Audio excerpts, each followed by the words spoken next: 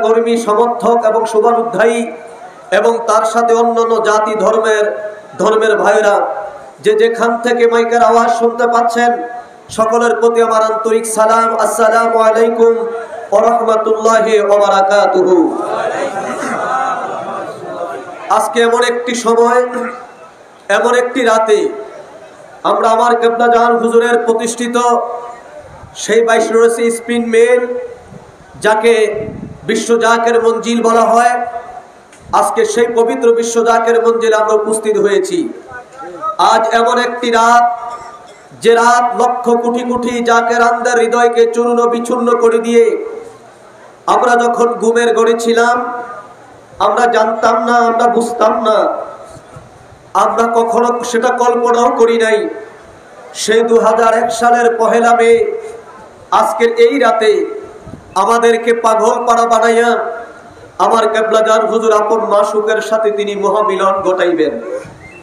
আমি আপনাদের কাছে জানতে চাই, আমরা যদি এই খবরটা আগাম জানতাম যে 30 এপ্রিল দিবাগত রাত অর্থাৎ 1 মের রাতে আমার কেবলা জাহান হুজুর জগৎ থেকে চলে যাবেন, আমরা এতিম হয়ে যাব, আমরা মুর্শিদ হারা হয়ে যাব, এই রাতের খবর যদি আমরা কেউ আগে জানতাম, আমরা যদি বুঝতাম, তাহলে কি আমরা ওই রাতে কেউ ঘুমাইতাম? কথা বলেন, ওই রাতে কি আমরা কেউ ঘুমাইতাম? ওই রাতে কি আমরা কেউ আমাদের আপন আপন বাড়ি ঘরে থাকতাম? আমরা কেউ আপন বাড়ি ঘরে থাকতাম না। আমরা পঙ্গপালের মতো, ডানা ভাঙা পাখির মতো চটপট করতে করতে আমার কেবলা জাহান হুজুরের পবিত্র কদমে আমরা উপস্থিত হয়ে যেতাম।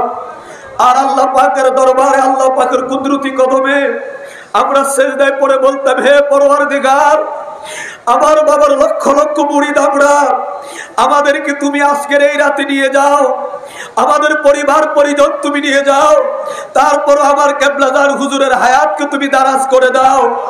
আমার কেবলা জাহান হুজুরকে আমাদের মধ্য থেকে তুমি নিও না, কারণ আমার কেবলা জাহান হুজুর হলো আমাদের একমাত্র আশার স্থল। আমার কেবলা জাহান হলো আমাদের ইহ পরকালের কান্ডারি। আমার কেবলা জাহান হুজুর হলো আমাদের ক্ষুধার নিবারণের আহার। আমার কেবলা জাহান হুজুর ছিল আমাদের তৃষ্ণার একমাত্র নিবারণকারী। কথা বলো ঠিক কিনা?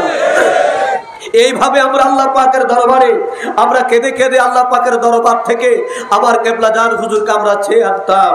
কিন্তু বিধির লেখা না যায় খণ্ডন, কেবলা জাহান হুজুর সেই মদিনার নবী রাহমাতাল লিল আলামিন ধারাবাহিকতায় আমার নবী যেই পথে চলে গিয়েছেন, আল্লাহ তাবারক তাআলার সান্নিধ্যে আমার কেবলা জাহান হুজুর রাসূল পাক সাল্লাল্লাহু আলাইহি সাল্লামের সেই আদর্শকে বুকে ধারণ করে মহান আল্লাহ পাকের দরবারের ডাকে সাড়া দিয়ে আমার কেবলা জাহান হুজুর তিনি চলে গেলেন। কিন্তু এই চলে যাওয়া মানে আপনার আমার, আমাদের আপনাদের পরিবার পরিজনের চলে যাওয়ার মতো নয়। আল্লাহ তাবারক তাআলা আমার কেবলা জাহান হুজুরের শানে এবং কেবলা জাহান হুজুরের মতো যারা জীবন দিল আল্লাহ পাকের রাহে, কেবলা জাহান আমার আল্লাহ তাবারক তাআলা তাদের শানে তিনি কালামুল্লাহ শরীফে স্পষ্ট তিনি উল্লেখ করে দিয়েছেন। আল্লাহ বলে দিয়েছেন, ওয়ালা তাকুলু লি মান ইউকতালু ফি সাবিলিল্লাহি আমওয়াত বাল আহইয়া ওয়ালাকিন লা তাশউরুন। জবান খুলে বলেন সুবহানাল্লাহ। আরো জোরে বলেন আল্লাহু আকবার। আমার কেবলা জাহান হুজুর আছে না নাই? জবান খুলে বলেন আছে না নাই? আমার কেবলা জাহান হুজুর আমাদের মাঝে আছে না নাই?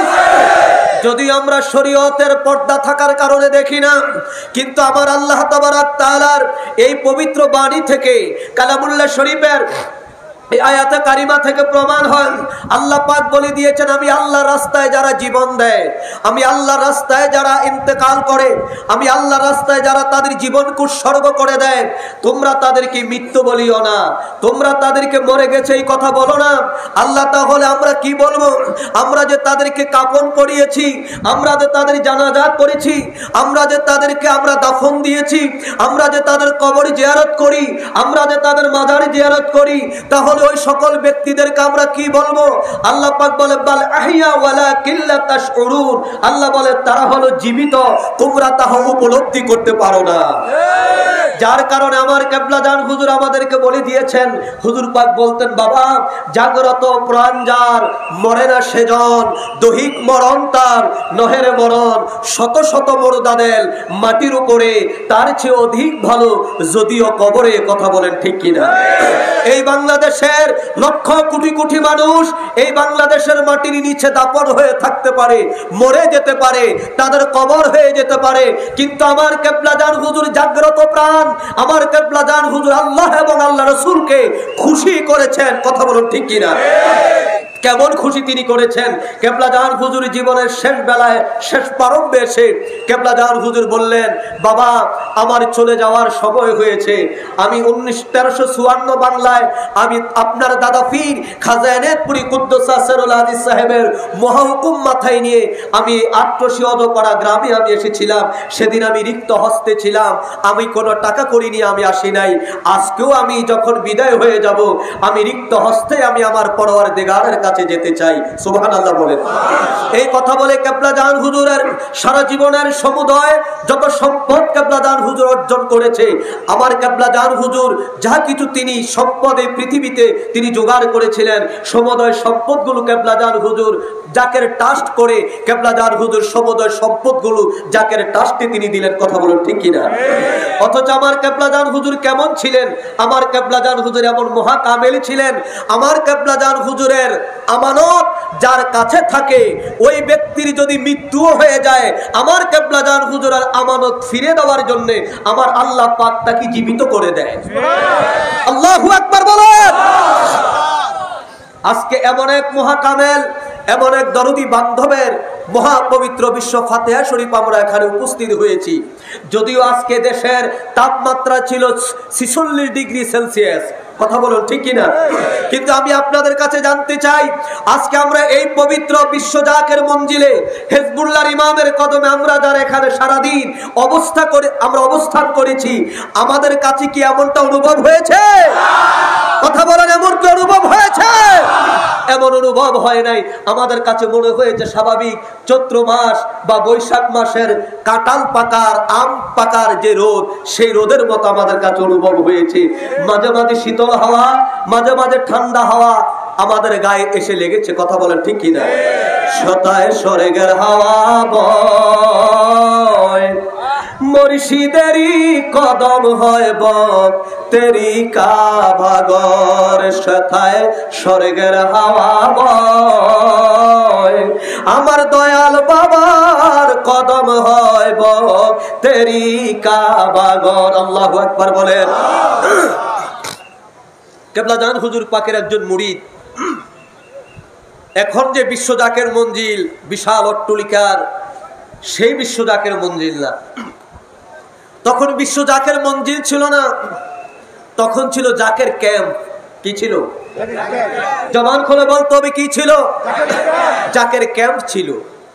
সেই জাকের ক্যাম্প থাকা অবস্থায় কেবলা জান হুজুর যখন টুকটুক করে জাকের ভাইদের এবং কেবলা জান হুজুর উপার্জিত ব্যবসার কিছু অর্থ দিয়ে কেবলা জান হুজুর কিছু সম্পদ কিনেছিলেন, তাও কেবলা জান হুজুর সেই সম্পদগুলো তিনি তিনার নিজের নামে রাখে নাই। সেই সম্পদ আমাদের এই পুকুরিয়া এক জাকের ভাই ছিল, নাম ছিল আলেম ভাই। কি নাম? আলেম ভাই। কেবলা জান হুজুর ওই আলেম ভাইয়ের নামে দরবার শরীফের ওই সম্পদটুকু রেখেছিলেন, অর্থাৎ জাকের ক্যাম্পের সম্পদটুকু তিনি রেখেছিলেন। মানুষ মরণশীল, মানুষ মরে যাবে, এটাই সত্য। কথা বলেন না, এটাই কি সত্য?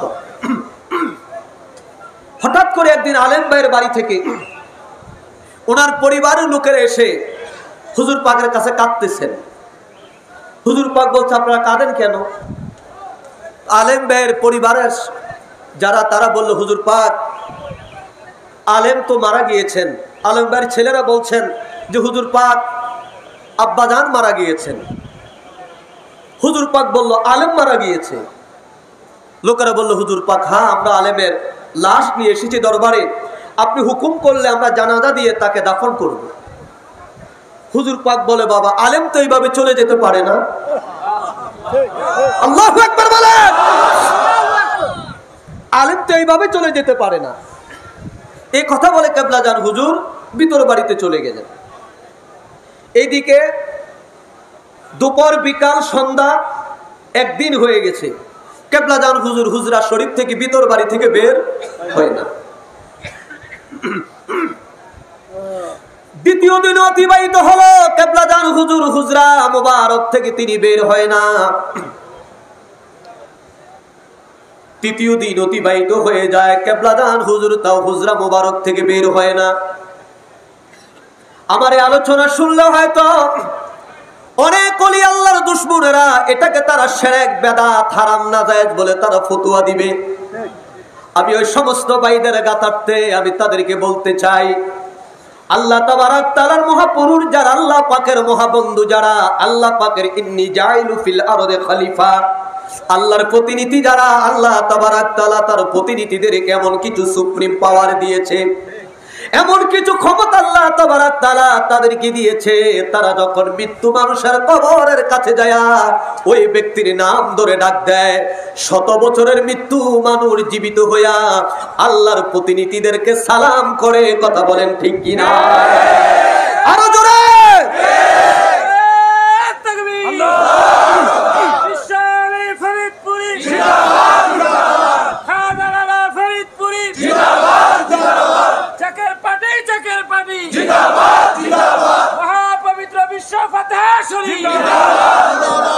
ওরে একদিন আমায় লইয়া যাবে আজরাইলে সে, খাজা থাকিও পাশে আমার মরণের কালে, বাবা থাকিও পাশে। একদিন আমায় লইয়া যাবে আজরাইলে সে, বলেন একদিন আমায় লইয়া যাবে আজরাইলে সে, বাবা থাকিও পাশে আমার মরণের কালে, দয়াল থাকিও পাশে। দেশ বিদেশে ঘুইরা বেড়াই তোমার তালাশে, খাজা দেশ বিদেশে ঘুইরা বেড়াই তোমার তালাশে, দয়াল থাকিও পাশে আমার মরণের কালে, দয়াল থাকিও পাশে। ওরে মালেকুল মৌত এসে বান্দিবে দরিয়ে কষে গো, সেদিন তুমি হাজির হয়ো আমার খাজার বেশে, দয়াল সেদিন তুমি হাজির হয়ো খাজার বেশে, দয়াল থাকিও পাশে আমার মরণের কালে, দয়াল থাকিও পাশে। একদিন আমায় লইয়া যাবে আজরাইলে সে, বলেন একদিন আমায় লইয়া যাবে আজরাইলে সে, দয়াল থাকিও পাশে আমার মরণের কালে, দয়াল থাকিও পাশে। জবান খুলো কর মারহাবা। আল্লাহর নবী রহমত, আল্লাহর একজন পয়গম্বর ছিল হযরত ঈসা আলাইহিস সালাতু ওয়াস সালাম। কথা বলেন ঠিক কিনা?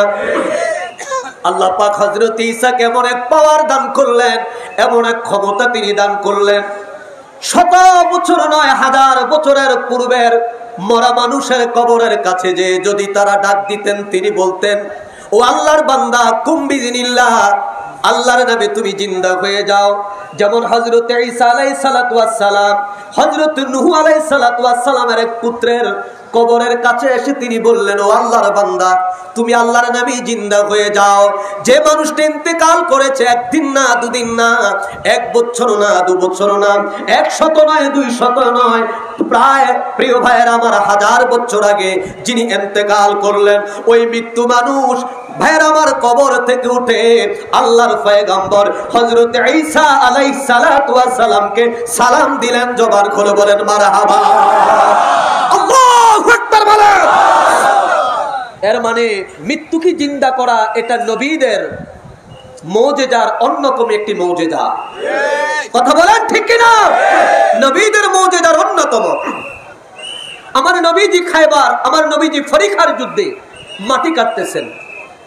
নবীজির এক সাহাবী হযরত জাবের রাদিয়াল্লাহু তাআলা আনহুর বাড়ির দাওয়াত রাখলেন। অনেক লম্বা কথা। ওনার দুটি সন্তান ছিল, সন্তান ধন। আল্লাহর হাবিব যেদিন ওনাদের বাড়িতে আসবেন সেদিন ইন্তেকাল করলেন। স্বামী স্ত্রী দুইজন, সন্তান ইন্তেকাল করেছে, এই দুঃখ মনের ভিতরে নাই, বরঞ্চ আল্লাহর হাবিব রাহমাতাল লিল আলামিন আমার ঘরে আসতেছেন, এটাতে তারা বড় আনন্দিত। আল্লাহু আকবার বলেন। নবী আসলেন সাহাবী কেরামদেরকে নিয়ে। আল্লাহ নবী আসলেন, হযরত জাবের খাবার আয়োজন করলেন। নবী ডাক দিয়ে বলে, জাবের, আমার দুইজন নাতি কোথায়? আমি শুনেছি আপনার দুইজন সন্তান আছে, সন্তানরা কোথায়? হযরত জাবের বললেন, ইয়া রাসূলুল্লাহ, আপনি খাবার দাবার শেষ করেন, আপনার সাথে পরে তারা সাক্ষাৎ করবে। রাসূল বলে, জাবের, আমার নাতিদেরকে আনো। আল্লাহু আকবার বলেন না। আমার নাতিদেরকে নিয়ে আসো, আমি আমার নাতিদেরকে নিয়ে আজকে তোমার ঘরে আমি খাবার দাবার খাবো। হযরত জাবের ভিতর বাড়িতে যেয়ে বলল, বিবি রে, আল্লাহর নবী রাহমাতাল লিল আলামিন আমাদের দুইজন সন্তান ছাড়া খাবার খেতে চায় না। কি বলবো আমি, বলো? এই মুহূর্তে যদি আল্লাহর নবী শুনে আমার দুইজন সন্তান আমার মৃত্যু ঘরে, আমার ঘরে মৃত্যু হয়ে আছে, তাহলে আল্লাহর নবী রাহমাতাল লিল আলামিন আর খাবার খাবেন না। কারণ আমার নবী ক্ষুধার্ত, একদিন না, দুদিন না, 3 দিন না, আমার নবী 7 দিন ক্ষুধার্ত হয়ে আছেন। ওই দিন আমার নবী পেট মুবারকের মধ্যে নবী আমার পাথর বেঁধে দোজাহানের পয়গম্বর হযরত জাবেরের বাড়িতে দাওয়াতে গেলেন। হযরত জাবের বলে, বিবি রে, আল্লাহর নবী যদি দেখে আমার সন্তান ইন্তেকাল করেছে, আমার নবী রাহমাতাল লিল আলামিন খাবার খাবে না, কি বলবো বলো? হযরত জাবিরের স্ত্রী বলে, স্বামী, হে, আপনি যে বলেন আল্লাহর নবীর